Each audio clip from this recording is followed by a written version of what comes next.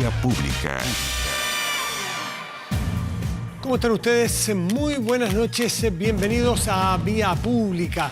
La Cámara de Diputados y Diputadas aprobó por 95 votos a favor, 25 en contra y 31 abstenciones el histórico retiro de fondos de las AFP.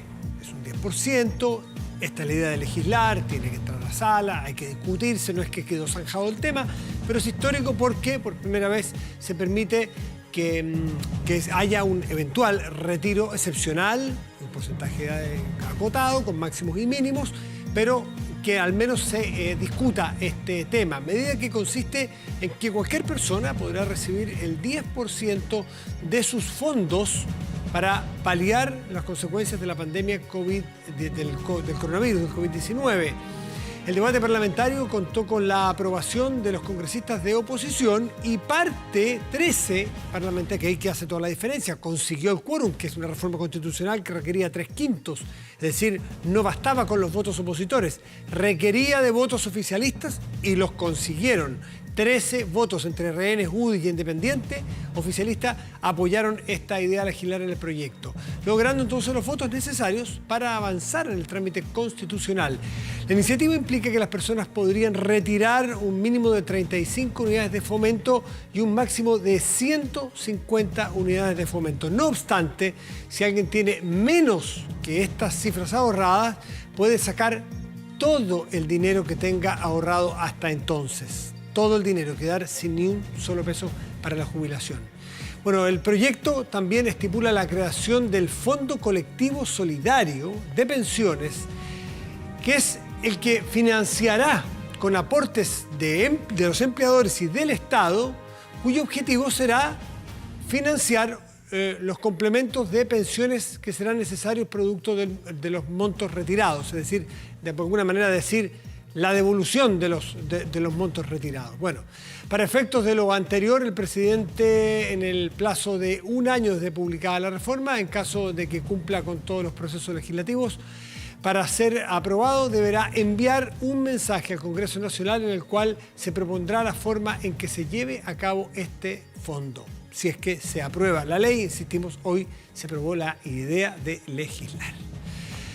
Vamos a nuestra mesa de conversación porque vamos a hablar sobre este tema sin duda con un invitado, con el segundo invitado de hoy, pero no queremos olvidar lo que ocurrió hoy. Lo que ocurrió hoy en el contexto de la pandemia, que nos tiene tan ocupados y preocupados hace ya un buen tiempo. ¿Y por qué el día de hoy? Porque el día marcó un punto de inflexión leve, pero indicativo, de que se puede ir desconfinando o modificando las medidas más duras que corregían para todo el país. Hay 22 medidas que rigen para todo el territorio nacional. 5 de ellas se levantan para 2 regiones, la región de Aysén y la región de Los Ríos. Esas es porque amerita, según los números y los análisis de los expertos, que hay poco riesgo de que si se vuelve a cierta normalidad, muy leve, muy tenue, no habría riesgo entonces de brotes en esos lugares. No quiere decir que para la región metropolitana. Y va a ser un buen ensayo para cómo se organiza, cómo se hace para ir generando espacios de mayor libertad en la medida que podamos. Un buen ejercicio para cuando vaya a esto, por ejemplo, a las grandes ciudades, a la región metropolitana, que decir, cuando toque, qué sé yo, a Valparaíso y Viña, que son ciudades, Antofagasta, Calama, que son ciudades muy pobladas. Bueno, va a ser un buen ejercicio para ir viendo qué se hace bien, qué se hace mal e ir corrigiendo. Quiero invitar y quiero que nos conectemos con Tomás Pérez Acle, que es subdirector de la Fundación... ¿No? Vamos con Kevin primero. Disculpen, ya, me confundí entero. Esa va a ser la introducción para el invitado que viene luego. ¿Les parece? Me disculpa porque yo no entendí bien la introducción. Kevin Felgueras está... con más detalles de lo que ocurrió hoy con la votación de la Cámara de Diputados. Kevin, disculpa. ¿Cómo estás? No te preocupes, Matías, ¿cómo estás? Se produjo también harta confusión en el Congreso Nacional porque fue un día de mucha negociación, mucha incertidumbre durante toda la jornada, hasta eso de las 8 de la noche, Matías, cuando se determina finalmente esta votación.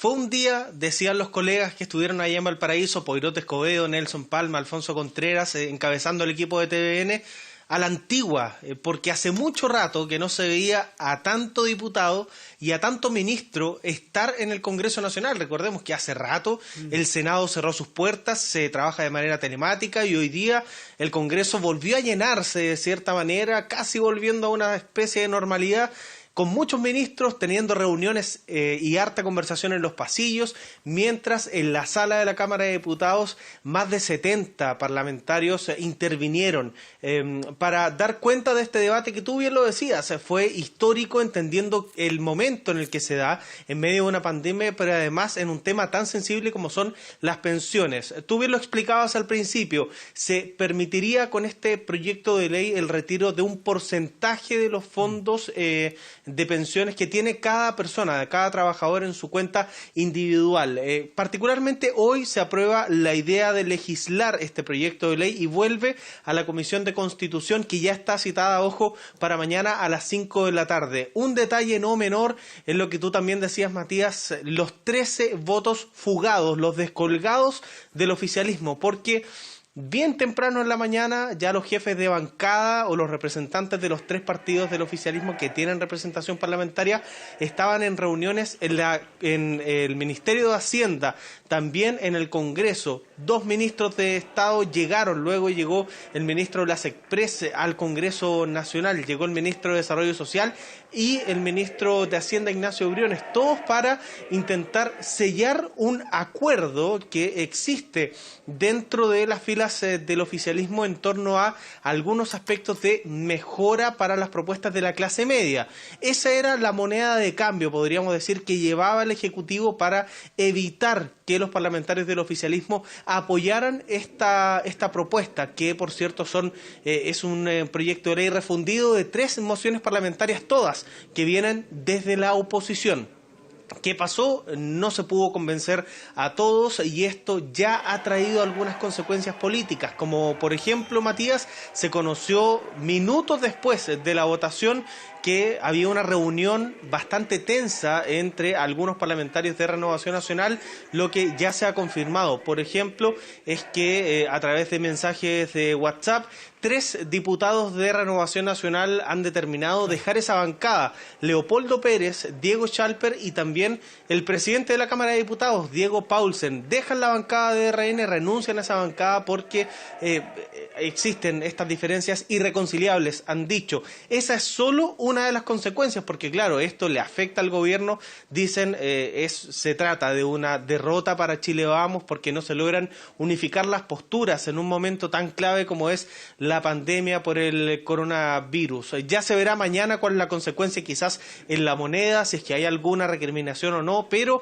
hoy se marca historia. 13 parlamentarios del oficialismo apoyaron la idea de retirar fondos de pensiones que, ojo, desde la propia oposición se ha dicho, es un proyecto que es casi la última ratio, es la última alternativa para que las personas puedan contar con algo de liquidez en medio de una pandemia que no ha solucionado los problemas de toda la ciudadanía. Veremos cuáles son las consecuencias políticas. Por ahora queda este proyecto aprobado en su idea de legislar y falta por ahora también el resto del camino legislativo, la Comisión de Constitución mañana en la Cámara de Diputados, una nueva votación en la sala y luego que pase al Senado, donde se podría entrabar este proyecto de ley. Matías. Sí, ¿cómo se ve allí en el Senado? Porque yo he visto algunas intervenciones parciales, no completas, a lo mejor pueden estar sacadas de contexto, de parlamentarios de oposición que se han demostrado contrarios a este proyecto de retirar el 10%.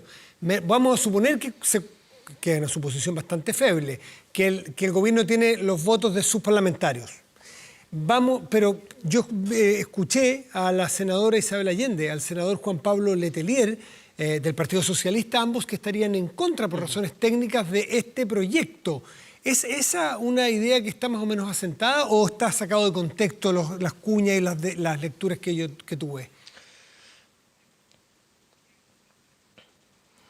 Mira, Matías, la verdad es que es bien complejo el panorama porque Si hablábamos el lunes de la postura de los diputados del oficialismo, podríamos haber dicho, no, este proyecto no va a avanzar de ninguna manera.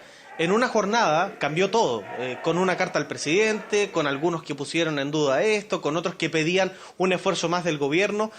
Se pedían señales políticas que no fueron llegando. Entonces, ¿qué va a pasar en el Senado? Que lo más seguro es que esas señales políticas o llegan y convencen a todos, o definitivamente hacen que este proyecto siga avanzando. Por lo mismo, las declaraciones de hoy pueden variar a una declaración de mañana. Efectivamente, en la oposición no hay una postura unitaria de apoyar el retiro de fondos, porque todos coinciden que puede afectar las pensiones futuras, que es una consecuencia obvia. Si se sacan dineros ahora, obviamente va a afectar la pensión futura.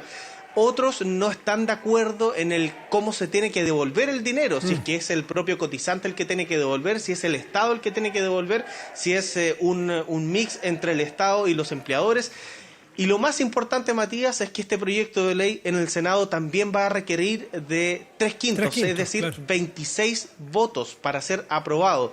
La oposición, justamente, la oposición va a necesitar de algunos votos del oficialismo para que esto se apruebe y quizás ya cuando esto llegue al Senado, quizás el gobierno logre convencer a sus parlamentarios y se alineen en otra dirección. Eso se verá en un tiempo más. Sí, Matías. La oposición va a requerir algunos votos del oficialismo para aprobarlo, si es que la oposición está cuadrada. En la Cámara de Diputados estuvo cuadrada. Sí. Pero por lo que te decía yo, algunas cosas parciales que yo he leído, no parece que la oposición esté en favor, o algunos de ellos, no esté a favor de este proyecto. Entonces ahí es bastante más mezclado y distinto. Pero está bien. ¿Cuáles son los tiempos que tú que conoces bien ahí la lógica y los flujos de las velocidades? ¿Cuánto deberá salir de la Cámara y poder entrar al Senado esto?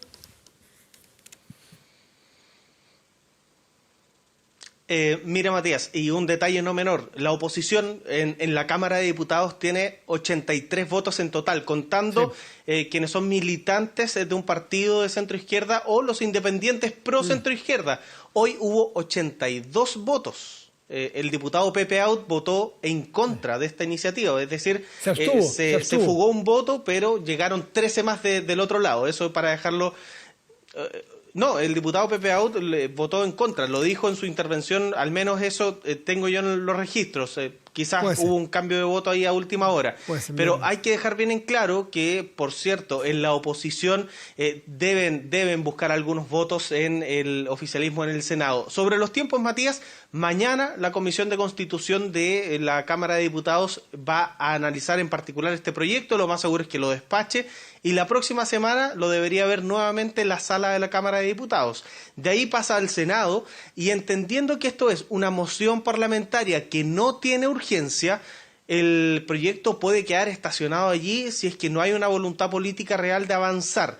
¿Cuál es el tema? Que en el Senado también hay al menos 2 proyectos de ley en esta misma línea y ya se habían empezado a tramitar. Es decir, acá habrá la voluntad política. Y de hecho me tomo del tuit del diputado Alfonso Durresti, presidente de la Comisión de Constitución del Senado, que dijo: la próxima semana yo pongo en tabla este proyecto que salió de la Cámara de Diputados para que se legisle lo más rápido posible. Se verá cuáles son los tiempos, va a depender de la voluntad política y, por cierto, de lo que llegue a entender el gobierno de esta situación y pueda proponer a los diputados y senadores para ver si es que revierte la situación de hoy, que sencillamente es una derrota para el gobierno.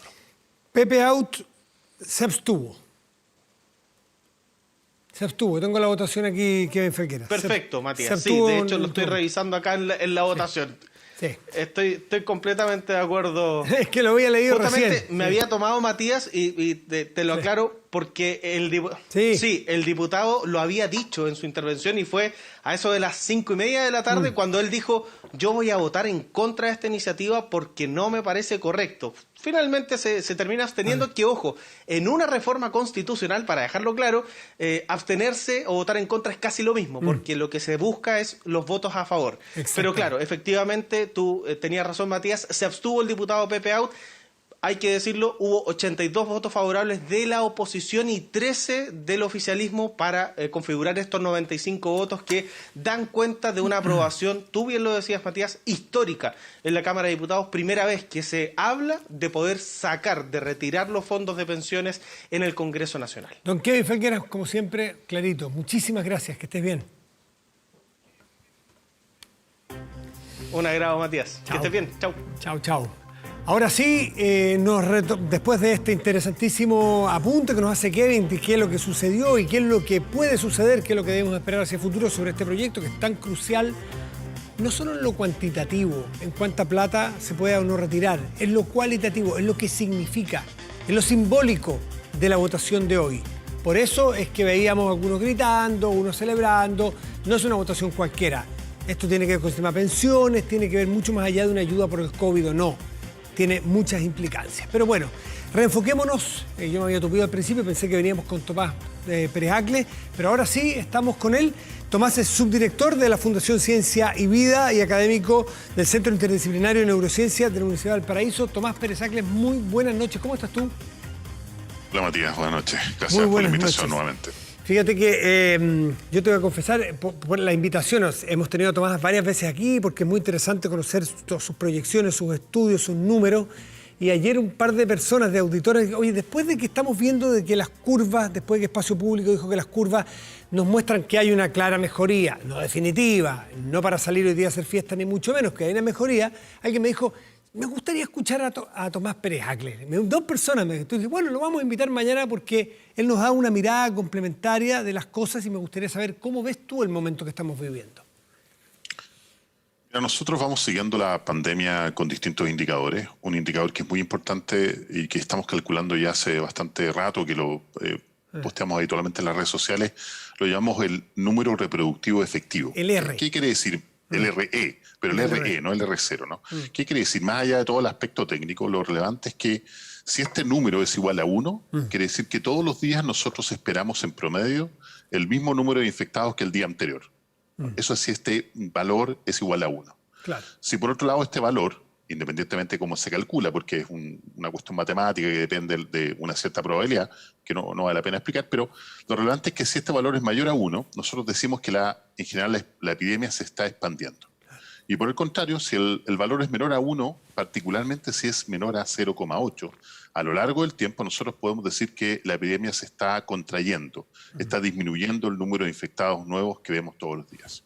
Si nosotros mirásemos este valor de RE a lo largo, considerando el país como un solo elemento, que en realidad no tiene sentido hablar de un RE a nivel país, todavía tenemos un RE por sobre 1, muy cercano a 1, pero todavía por sobre 1. Quiere decir que a nivel nacional la epidemia sigue expandiéndose, porque hay que entender de que Chile es mucho más que la región metropolitana. Afortunadamente es un país bastante diverso. Perdón, Tomás, déjame para ir entendiendo paso a paso esto. Si el RE todavía es a nivel país un poco por sobre el 1, ¿quiere decir entonces que la curva todavía está en ascenso? A nivel país, sí. Quiere decir que la epidemia todavía está en expansión. Y que entonces el pic no lo hemos alcanzado. Esa es otra pregunta súper interesante que creo que vale la pena discutir, pero déjame explicar un poco más el concepto. Okay. A nivel país, entonces, nosotros podemos mirar este valor. También lo podemos mirar a nivel de región y también lo podemos mirar a nivel de comuna. Es cierto que los virus no tienen idea cuándo empieza una comuna y cuándo termina otra, ¿no? Claro. Pero a la larga, lo que nosotros debiéramos mirar con mayor detalle es a nivel de comuna porque finalmente es la unidad organizacional más pequeña que tenemos a nivel del país, ¿no? Entonces, si nosotros vamos mirando este valor a nivel de las distintas comunas, vemos que durante la semana anterior y quizás un pedazo de la semana antepasada, este valor fue disminuyendo en la mayoría de las comunas de Chile. Quiere decir que uno podía pensar de que la epidemia estaba efectivamente contrayéndose en la mayoría de las comunas de Chile. Sin embargo, este valor hay que mirarlo a lo largo del tiempo y es por esto que, por ejemplo, uno de los criterios que establece la Organización Mundial de la Salud para empezar a pensar en la reapertura o en eliminar algunas de las restricciones que hoy día nos tienen bajo este concepto de cuarentena, ¿sí? Es cierto, confinados, ¿no? Es que este valor baje de 0,8 durante al menos 14 o 21 días. Claro, okay. Entonces hay que mirarlo en el largo plazo. Okay. Eso es súper importante. Ahora, durante los últimos 2 o 3 informes epidemiológicos, porque esto depende del informe epidemiológico, que es el único momento en que nosotros miramos cómo está la infección a nivel de comuna, vemos que está oscilando, este valor está oscilando, sube y baja, muy cercano a 1. Y por lo tanto, hay que ser cautos, creo yo, con el lenguaje. Ya cometimos un error desde el punto de vista del lenguaje en abril, que creo yo que tenemos que de alguna manera entender que el lenguaje no es neutro, ¿no? De alguna manera la gente dice el lenguaje crea realidades. En cierto modo, particularmente en estas condiciones que estamos sometidos a esta presión de estar confinados en nuestras casas, sin poder salir habitualmente, queremos que de alguna manera esta epidemia se acabe lo antes posible. Entonces estamos todos ansiosos por ver mejorías, pero por lo tanto hay que ser cuidadosos y mirar esto en el largo plazo. Yo creo que esta semana es fundamental para determinar si realmente la epidemia está efectivamente contrayéndose en la mayoría de las comunas o efectivamente esta oscilación que vemos finalmente nos puede empezar a hacer crecer ahora desde un nivel de infección muchísimo más alto que el que teníamos en abril. Ya, y tú quedaste pendiente con una pregunta que te hice yo sobre el PIC, si es que lo pasamos o no, porque si tenemos a nivel nacional todavía el RE un pelo más arriba del 1, oscilando entre el nivel de flotación del 1 o el menos o el 0 algo, entonces deberíamos pensar que todavía va, aunque sea leve, en la curva en ascenso y que el PIC todavía no llega, ¿o no es así? Bueno, lo que hay que mirar es lo que le ha pasado a otros países. Pensemos en el caso de Estados Unidos. Estados Unidos tuvo un pic muy alto en más o menos el 20-25 de abril. Sí, llegaron a 35.000, casi 38.000 infectados en un solo día, ¿no? Nuevos infectados. Y desde ese punto empezó a bajar, y empezó a bajar y llevan prácticamente 2 meses con pequeñas subidas transientes que suben y bajan, pero ha seguido bajando. Y ahora nuevamente, después de prácticamente 2 meses, tienen un número enorme de infectados. Están llegando casi a los 55.000, 65.000 infectados diarios. Por lo tanto, ese primer pic, que efectivamente uno lo puede reconocer como un pic, en realidad se quedó corto con el pic que está teniendo hoy día, el nivel de infectados que está teniendo en Estados Unidos, ¿no? Y esto ha pasado en otros países. Australia, otro caso emblemático, que tuvo un primer, no Australia, Victoria, Melbourne, ¿no? Tuvo un primer pic muy importante, bajó el pic, se empezó a abrir el país y ahora tiene un nivel de infección que es casi 2 veces el nivel de infección que tenían originalmente en términos de los nuevos infectados diarios. O sea, puede haber más de un pic. Entonces, no, eso es cierto. Van a existir tantos pics como... Antes se hablaba de las oleadas, de la primera ola, la segunda ola, pero en realidad con el nivel de infección que tenemos como país, que es altísimo, seguimos teniendo un nivel de infección muy alto. Es cierto que se ha recuperado un montón de gente, bueno, podría ser discutible el concepto por el cual se define las personas recuperadas, pero tenemos del orden de 330.000 infectados a nivel del país en total, ¿no? Eso nos coloca en quintos a nivel mundial en el número de infectados si lo medimos por millón de habitantes, que es como tenemos que medirlo para hacer las comparaciones con los países. Eso es tremendo. Te voy a preguntar, hoy día, conversando con una persona que tampoco es experta, pero que también es periodista, nos hacíamos una conversación, en la radio nos encontramos, una conversación que me imagino se la hace mucha gente en sus casas. Y para eso estamos aquí, para compartir ese tipo de conversaciones frente a un experto. ¿Qué hemos hecho? ¿Qué sucedió en Chile? Que hace que estemos primero en el ranking general, olvídate el por millón de habitantes, no, en el general, vamos a suponer que todos los países son del mismo tamaño, estamos detrás de, miren con qué estamos, Estados Unidos, luego viene Brasil, luego viene la India, luego viene Rusia, Perú y Chile. Y todos los países son requete contra enormes. Perú es el doble que nosotros, el resto son infinitamente superiores en cantidad de gente que nosotros. ¿Qué hacemos nosotros ahí? Y si lo llevas a por millón de habitantes, ¿qué decir? Sí. ¿Qué hicimos? ¿Qué pasó? No está en el aire aquí, no está en el agua, ¿por qué? Sí, es una pregunta muy importante que tenemos que hacernos, que tenemos que mirar en retrospectiva. Hoy día todavía estamos sufriendo la pandemia. Yo tengo la impresión de que este primer aumento del número de infectados que ahora va en esta especie de contracción hay que mirarlo con mucho cuidado. Particularmente hay que mirar el próximo informe de epidemiología para asegurar que ya pasamos este primer pic de contagio, que seguramente van a venir pics sucesivos, ¿no?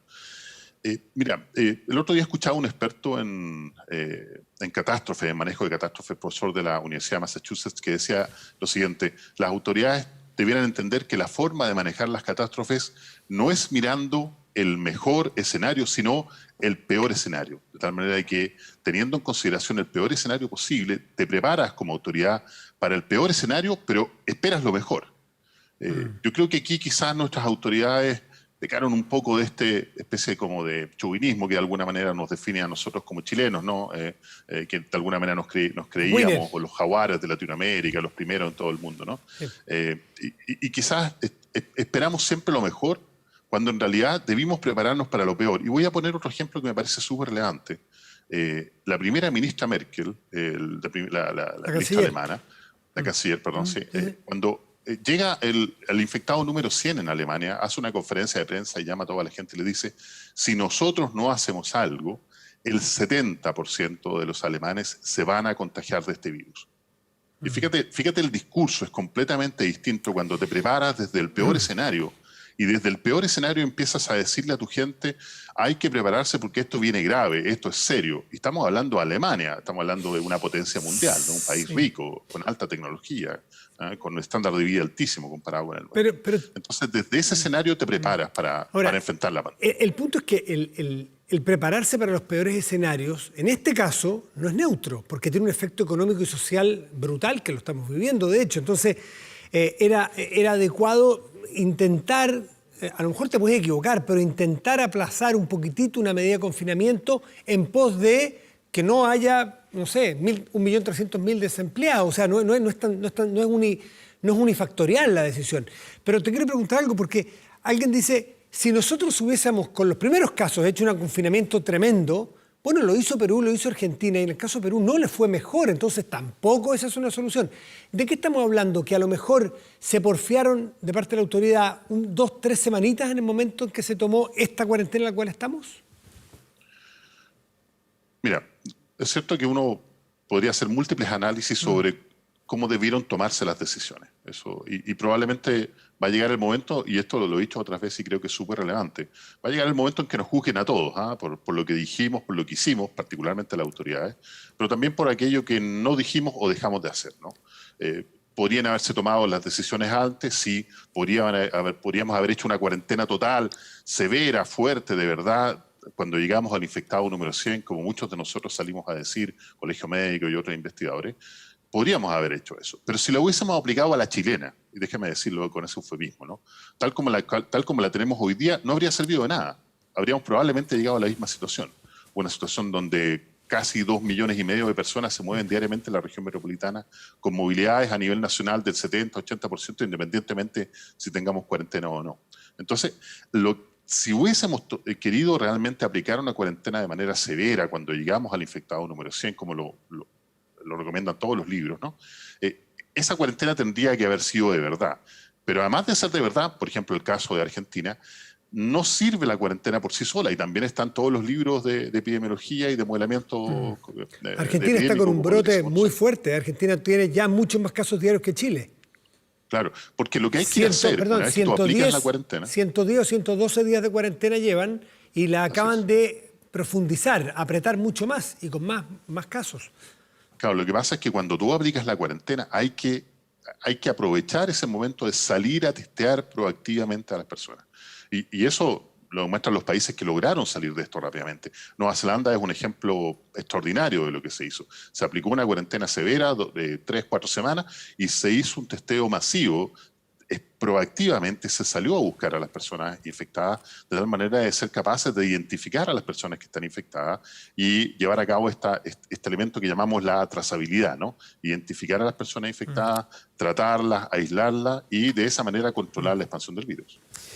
Tomás Pérez Acle, en algún momento recuerdo haber conversado contigo aquí en el canal, en entrevistas también más públicas, donde tu gran temor siempre, o al menos lo que yo entendí, era el colapso del sistema de salud que tenemos hoy integrado, público-privado, pero el colapso, y te quitaba el sueño, me acuerdo, decía esta cuestión, si es que estamos cerca del pic, y si vienen pics sucesivos, pero no más grandes que esto, porque claro, si se nos desbandan 2 meses más, anda a saber qué puede pasar. Pero si nos mantenemos en este nivel de hoy, aparentemente no colapsó el sistema de salud. Decía, Chile fue capaz de responder. No tuvimos el problema de la última cama, no tuvimos el problema de decirle, sabe señora, llévese a su marido a su casa porque no lo podemos atender y se va a tener que morir. Aparentemente, tocamos madera, hasta ahora eso no pasó, ¿no? Yo no soy quien para decirlo. Creo que habría que preguntarle a los médicos intensivistas, la gente, por ejemplo, de la SOCHIMI, que es la Sociedad Chilena de Medicina Intensiva. Para ellos una unidad de cuidados intensivos, una UCI conectada a ventilador mecánico, con más de un 85% de ocupación, es colapso. Ya. ¿Por qué? Porque ellos lo dicen claramente. Las camas de las UCI tienen que estar disponibles para una persona que sufre un accidente. Hoy día, claro, en promedio, las camas de las UCI en la región metropolitana están sobre el 85%. Por lo tanto, desde el punto de vista práctico, el colapso sí existe y estamos en este nivel, estamos en colapso hoy día. Eso no quiere decir que una persona que llegue con requerimiento de ventilación mecánica no pueda ser atendido, porque, y en eso hay que reconocer que se ha hecho un trabajo extraordinario, de incorporar un gran número de ventiladores mecánicos. Prácticamente se ha triplicado el número de ventilaciones de ventiladores mecánicos. Me refiero a camas en general con ventilación mecánica, ¿no? Prácticamente se ha triplicado el número, ¿no? Eso es cierto. Pero aún así, las UCI están colapsadas. Y a pesar de que efectivamente se aumente el número de ventiladores mecánicos, el tratamiento hospitalario de la pandemia no es lo correcto.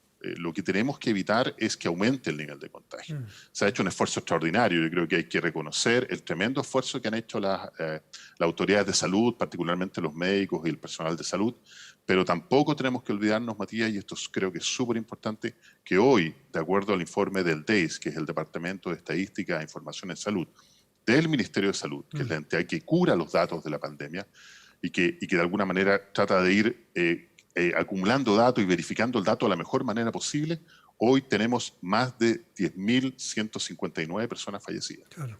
Yo me recuerdo que en un momento tú me dijiste en una conversación que podríamos contar en decenas de miles los muertos, cuando iban 1.200. Yo te dije, Tomás, ¿pero cómo? ¿De qué estás hablando? Bueno, y hoy día estamos en 10.000 y tanto. Ahora, la pregunta que viene es tremenda, pero cuando uno ve las curvas de todos los países, en muchos, yo no los he visto todos porque no soy especialista, pero las curvas de salida, vamos a mirar desde lejos la curva de salida, o sea, después del pic, suele ser, en los muertos, suele ser más larga que la de subida. Eso se repite, y si eso es así, si tenemos 10.000 y estamos suponiendo hoy día en el pic, ¿vamos a tener más de 10.000 muertos más? Sí, inevitablemente. Y eso no solamente lo vemos en la estadística mundial, sino nuevamente en todos los textos académicos que uno puede encontrar por ahí. En general, la curva de bajada es mucho más larga, con una pendiente mucho más suave, menos crítica, por así decirlo, pero es mucho más larga la curva de bajada que la curva de subida. Eso significa que si lamentablemente acumulamos más de 10.000 personas fallecidas, llegando a suponiendo que esto que vimos hace un par de semanas fue el pic, lamentablemente de bajada vamos a acumular al menos el mismo número de personas fallecidas. Es importante y lamentablemente hay que entenderlo, porque la estadística lo dice. Si basta mirar también lo que ocurre en otros países de la región, de Estados Unidos, de Europa, que la mayoría de las personas que fallecieron se acumularon en la bajada, ¿no?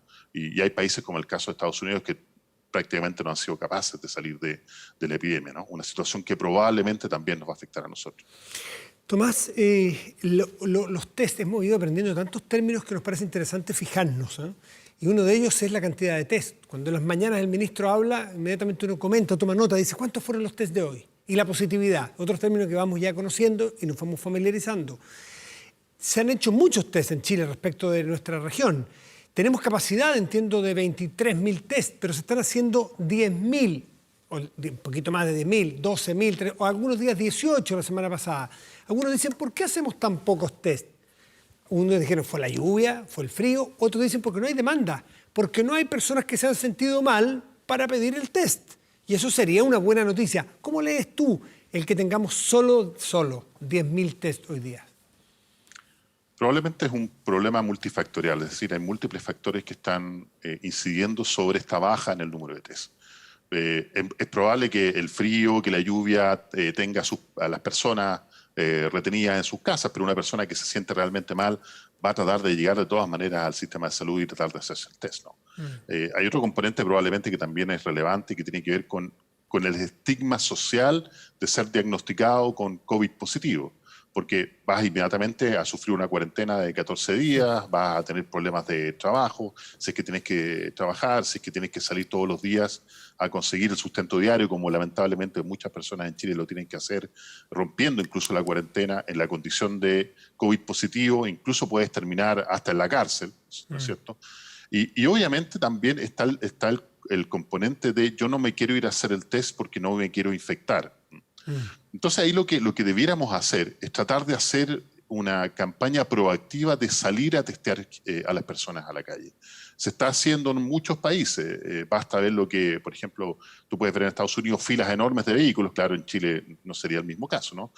Tratando de hacerse un test.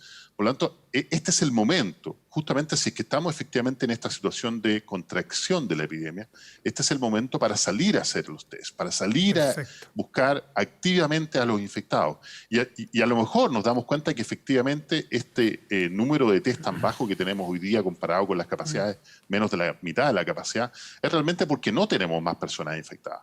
Pero si por el otro lado tenemos un número mayor de personas infectadas, hay que salir activamente, proactivamente a la calle a tratar de identificarlas lo más rápidamente posible. Tomás Pérez Acle, como siempre, muchísimo gusto. Tomás es subdirector de la Fundación Ciencia y Vida y académico del Centro Interdisciplinario de Neurociencia de la UADY Valparaíso. Tomás, como siempre, gracias por tu tiempo.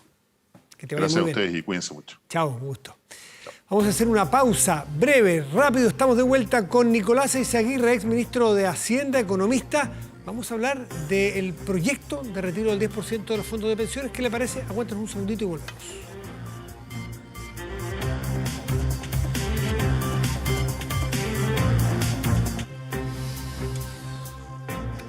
Ya estamos de vuelta aquí en Vía Pública y decirle que si sabías que un corredor de propiedades puede ganar hasta el 4% de las ventas de una propiedad, tú puedes ser corredor de propiedades estudiando 100% online. Colegio Inmobiliario te invita a su programa especial de capacitación. Tú puedes ser un corredor de propiedades exitoso. Más información en www.colegioinmobiliario.cl o al fono 23 21 00 084. Está ya con nosotros Nicolás Eyzaguirre, economista, profesor de la Facultad de Economía y Negocios de la Universidad de Chile, ex ministro de Hacienda. Nicolás, buenas noches, gracias por recibirnos. Hola Matías, ¿cómo estás? Buenas noches. Bien, te hicimos esperar hoy mucho porque hemos tenido muchos temas.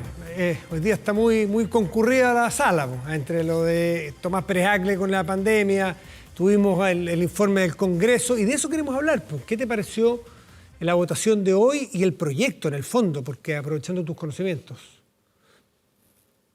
Bueno, estaba mirando justamente tu entrevista a Tomás Pérez Acle y veía el increíble paralelo entre el tema sanitario y el tema económico. Porque cuando tú, en estas cosas que tienen una progresión geométrica o que suben exponencialmente, te demoras, la capacidad de contener es cada vez más escasa o tienes que poner el doble de energía, fuerza o recursos para contener. Y eso fue lo que falló claramente en la parte sanitaria al ir con esta estrategia de goteo, esta cosa de la cuarentena dinámica y la poca ayuda a la familia y el poco testeo y trazabilidad y aislamiento. Bueno, en la cosa económica pasa un poco lo mismo. Se fue dando de agoteo, primero el bono de COVID, después los 60.000 pesos, después se mejoró un poco el IFE, pero cuando tú tienes la mitad del país parado y por tanto un porcentaje muy significativo de las familias sin ingresos, eso no basta y se dijo en todos los tonos. Entonces, cuando tú no tomas las cosas a tiempo o cuando tapas la olla, sin la olla nueva presión se te desborda por los lados. Y terminamos quizás en una tormenta perfecta, suma de dos problemas. Porque si tú me preguntas a mí cuáles son los dos principales problemas sociales de Chile, el primero es la pandemia, el segundo son las pensiones. Y no hicimos nada mejor que amarrar las dos cosas para tener una tormenta perfecta. Ahora, me gustaría que fuéramos al mérito del proyecto, más allá de las circunstancias. Si yo te hubiera dicho como ministro de Hacienda, que fuiste 2 veces además, Nicolás, hay tal problema de crisis económica, ¿por qué no plantean como gobierno un retiro de fondos excepcional, por una sola vez del 10% de los fondos que tengan las personas con ciertos límites? ¿Te parece una idea en general buena o no? ¿O depende de las circunstancias? Bueno, yo lo he dicho, Matías. Para mí, la seguridad social, a pesar de que lo nuestro es un remedio de seguridad social, pero es lo que tenemos para garantizar una tercera edad y cuarta edad con mínima dignidad, por lo menos desde que tenemos el pilar solidario. Realmente meterse con ese tema a propósito de un problema coyuntural, por grave que ese sea, no sería mi primera opción, ni mi segunda, ni mi tercera. Sería, como muchos lo han dicho, de última ratio. Yeah.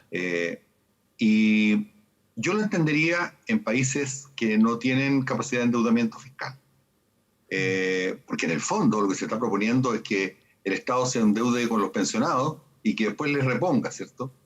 En circunstancias que se puede endeudar con los mercados a tasas mucho más bajas. Pero la pregunta que uno se puede hacer, porque la gente y los parlamentarios saben pensar, es ¿por qué entonces? ¿Por qué llegamos a esto? Bueno, porque no hay credibilidad alguna de que las otras cosas van a funcionar.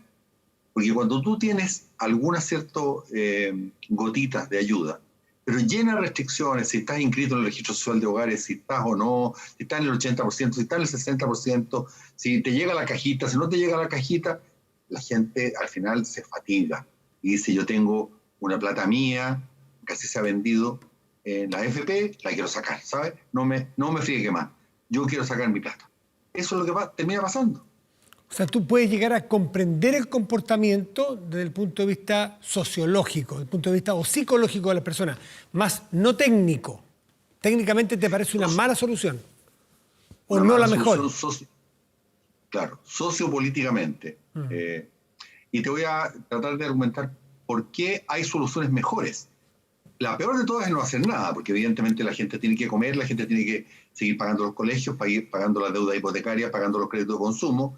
Y si tú los apretas y no les das solución, la gente se va a desesperar, va a salir a la calle, va a quedar la embarrada. Por tanto, lo peor es no tener ninguna solución. Y las soluciones que tenemos hasta el momento son claramente insuficientes. Eso es evidente, basta ver las encuestas, lo que la gente aprobaba de sacar los fondos de pensiones. Todos saben perfectamente que eso le va a perjudicar su pensión futura. ¿Pero por qué la quieren sacar? Porque están en un estado de desesperación. Entonces, ahora, desde el punto de vista estrictamente técnico, que desgraciadamente cuando las cosas están fuera de borda no es lo más importante, pero como todavía le falta trámite a este proyecto, déjame tratar de decirlo encima. El Estado, dependiendo de exactamente cómo termine el proyecto, porque no es claro, va a tener que poner este fondo colectivo solidario para reponer lo que la gente sacaría, ¿cierto?, de sus pensiones. Eso es lo que dice el proyecto. Claro, amén de eso, tú vas a tener que mucha gente que hoy día tenía algún fondo para alguna pensión autosustentada, va a retirar esos fondos y van a caer de bruces a ser de costo fiscal por la vía del pilar solidario, ya sea con la pensión básica o con el aporte previsional solidario. Por tanto, el Estado va a tener que gastar enormes recursos si esto se materializa. La pregunta es, si esos mismos recursos tú los aplicaras a través de otros instrumentos, ¿podrías obtener mejores resultados? Y frente a eso yo te digo sí. Ya. Pero para eso la gente tiene que creer que lo vas a hacer y que no es una nueva forma, ¿cierto?, de sacarle la vuelta. Y entonces, eso, una primera... Dime. ¿Eso sería posible hacer ahora? Decirle, mire, no nos metamos en esto porque yo voy a tener que gastar el día de mañana para reponer su fondo X. Yo me quiero gastar menos que esos X y va a ser mucho mejor para usted hoy. ¿Eso podría ser ahora? ¿Tú crees que la alternativa es poner ahora esos recursos versus endeudarte a futuro con los pensionados? Ya. Esto conversar con tus hijos que están en la FEN, tú me has contado. Cuando el Estado tiene pleno acceso a los mercados de capitales, es la suerte que nosotros tenemos, que no tiene ni Argentina ni Perú. Te lo puedo entrar por qué ha fracasado el modelo sanitario de Perú, y es muy claro. Pero eso no es para lo que me invitaste. Pero yo soy obsesivo y sigo todas estas cosas. Cuando el Estado tiene capacidad de endeudarse, ¿y a cuánto se puede endeudar el Estado en este momento? A UF más cero. Cero, claro. A cero. Entonces, el que tú pagues ahora, pero lo pagues emitiendo una deuda, o que te comprometas a que en 4 o 5 años más vas a tener que enterar el bono de reconocimiento del pensionado que sacó la plata, es lo mismo. Te fijas tú, es una deuda con uno o con otro. Y yo tengo que optar por cuál es la deuda más barata. ¿Cuál es la deuda más barata para el Estado? Obviamente la deuda con el mercado a 0% arriba de UF, y no la deuda por lo que rentan los fondos de pensiones, que es UF más 4, UF más 5. Entonces, partiendo por ahí ya está siendo más caro. Pero Nicolás, ese punto es muy interesante. La plata que está hoy día en los fondos está rentando UF más 4. Eso es lo que es el último año. Claro. Antes rentaba todavía más, pero eso más o menos lo que renta. Bueno, tú sabes que hay distintos fondos, hay sí. Estamos haciendo Podría rentar más si tuviéramos una mejor industria, porque yo creo que la industria de la AFP está muy mal diseñada, pero eso ya es otro tema. Sí. Entonces, claramente, endeudarte con los pensionados, eso es lo que estás haciendo. Si le dice hoy día saque la plata, pero yo mañana se la repongo, ¿cierto? En vez de que yo le pase la plata, saque usted su propia plata, pero yo después se la repongo. Claro. Esa deuda para el Estado es a 4%, y la deuda con el mercado a 0%. Tal cual. Por tanto, ya ahí hay, digamos, un costo adicional que uno se preguntaría por qué lo voy a pagar.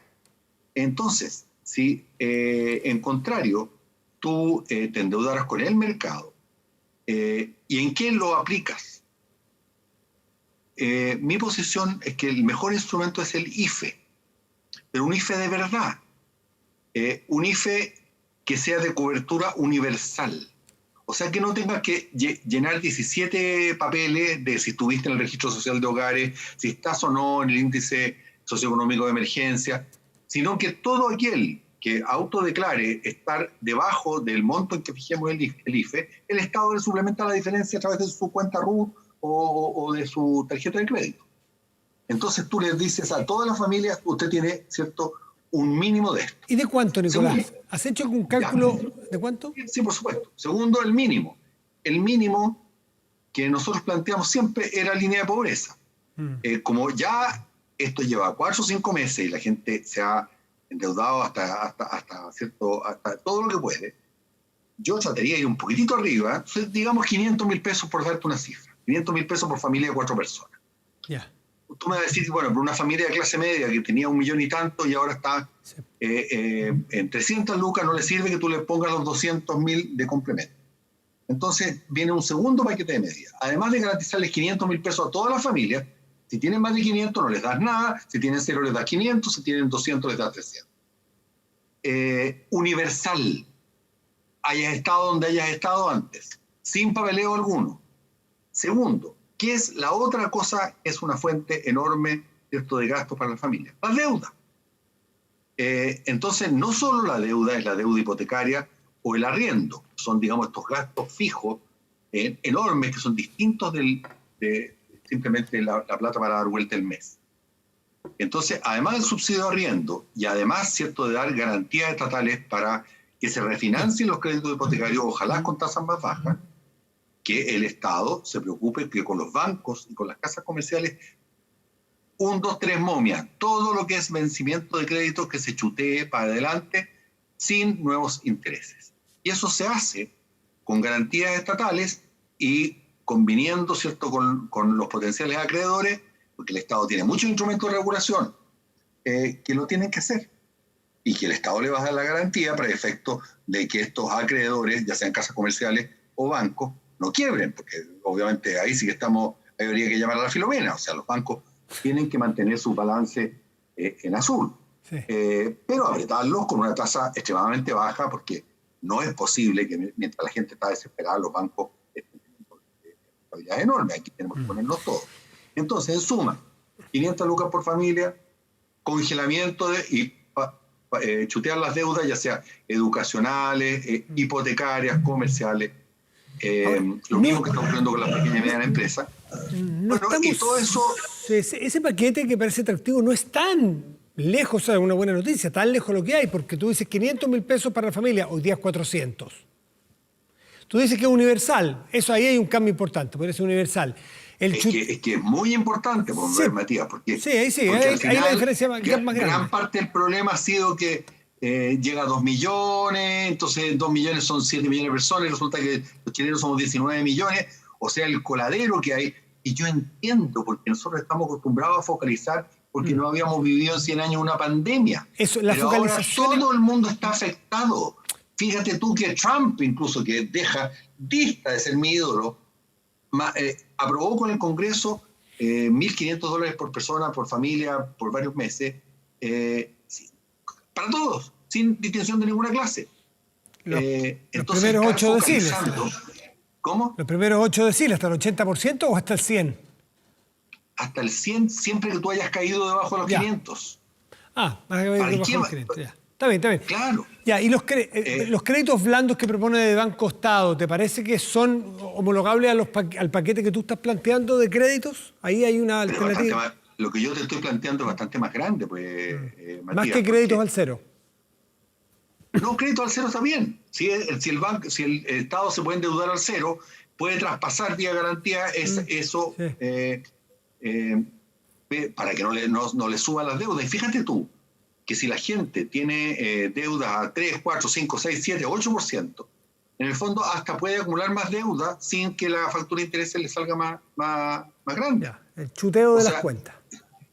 Mira, es que esto que parece así como ciencia ficción es a lo que yo me dediqué durante años de mi vida, exactamente casi 8 o 9, cuando estaba en una institución multilateral en Estados Unidos. Lo que hacíamos precisamente era con los países, cuando estaban en este estado que no podían pagar, era reprogramarles las deudas. Porque esa es la solución obvia para salirte de una crisis de liquidez, que es lo que tiene la familia. Porque todos sabemos, Tomás Pérez de por medio, que en algún momento esto se va a normalizar. Entonces la gente que estaba ganando 1.200.000 quizás no vuelva al 1.200.000, pero va a estar más arriba de los 500. Fíjate tú. Entonces, ¿cómo capear bien el temporal? ¿Cómo, entre comillas, hibernar de buena manera? Ahora, como ha pasado mucha agua debajo del puente, lo clave va a ser que la gente crea. Porque si va a ser nuevamente una cosa llena de flecos, y el reason why, como decía una propaganda de mi madre, la gente va a optar por lo seguro, que es: déjenme sacar mi plata del fondo de pensiones. Lo último, Nicolás Izaguirre, tú eres uno de los economistas influyentes en el PPD. Rodrigo Valdés, tú, habrá otros, qué sé yo, pero los dos han sido ministros de Hacienda. ¿Qué le recomendarían a los senadores del PPD frente al proyecto que van a tener que votar? Rodrigo Valdés ya sé que es contrario. Rodrigo Valdés es contrario a este proyecto, se lo leí el diario el domingo. Mira, sí, me podría haber leído a mí. Te he leído varias veces. Salió en el diario.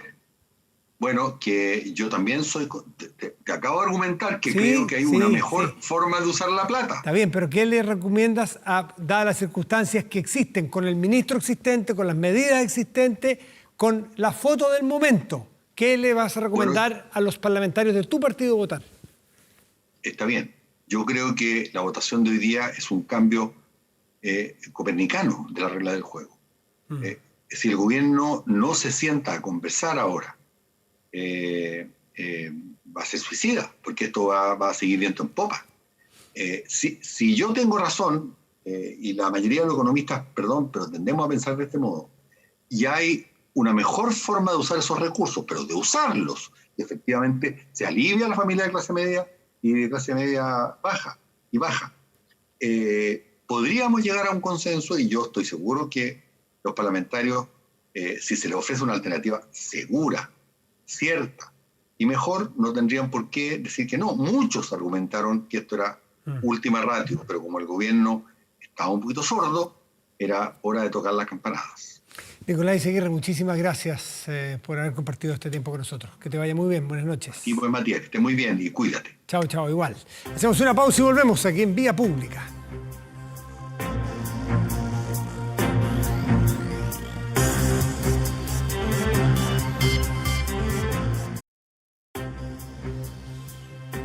La crisis sanitaria y el desafío de educación a distancia están afectando el bienestar socioemocional de las comunidades educativas.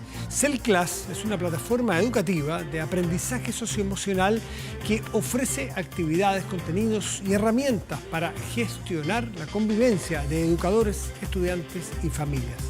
Más información en www.webclass.com, líder en tecnología. Vamos a la pantalla, revisamos nuestro portal de noticias 24horas.cl que está encabezada por el siguiente tema.